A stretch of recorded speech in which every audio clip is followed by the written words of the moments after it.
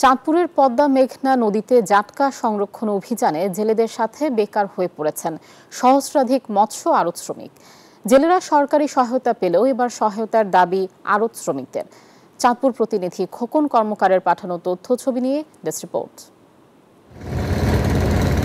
2006 সাল থেকে চালু হওয়া জাটকা রক্ষা কর্মসূচিতে জেলেরা সরকারি সহায়তা পেলেও বছরের পর বছর আড়ত শ্রমিকরা রয়েছেন বঞ্চিত। নদীতে মাছ ধরা বন্ধ থাকলে তাদেরও আয় রোজগার বন্ধ হয়ে যায়। বান্ডেল থাকলে প্রতি সেনমানিতে টাকা বাঁচবে। বিকাশ সেনমানি বান্ডেল কিনে জিতুন প্রতি লেনদেনে। একদিকে এনজিওর কিস্তির টাকা, অন্যদিকে পরিবারের সদস্যদের ভরণ পোষণ চালাতে গিয়ে হিমশিম খেতে হয় তাদের।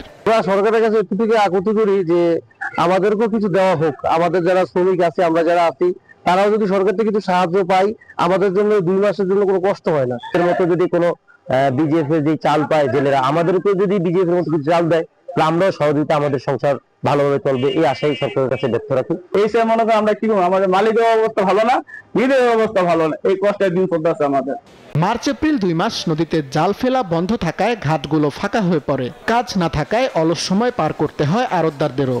এখন সরকারের কাছে আমাদের একটাই দাবি, আমাদের জেলেদের পাশাপাশি যাতে আমাদের লেবারদেরকেও একটা সম্মান করা হয় বা একটা বেতন ভাতা দেওয়া হয়। আর আমরা যারা আড়তদার আছি, যেহেতু কেনা বেচা নাই, আমরা বসে বসে এখন যেহেতু কাজ নাই, চালান পুঁজি ভেঙেই খাইতে হইতেছে। চাঁদপুরে ছোট বড় 16টি মাছঘাটের প্রায় 200 আড়তে কাজ করেন সহস্রাধিক শ্রমিক। দৈনিক হাজিরায় কাজ করা শ্রমিকদের সরকারি সহায়তার বিষয়টি ঊর্ধ্বতন কর্তৃপক্ষকে অবহিত করার দাবি জানান মৎস্য বণিক সমিতির সভাপতি।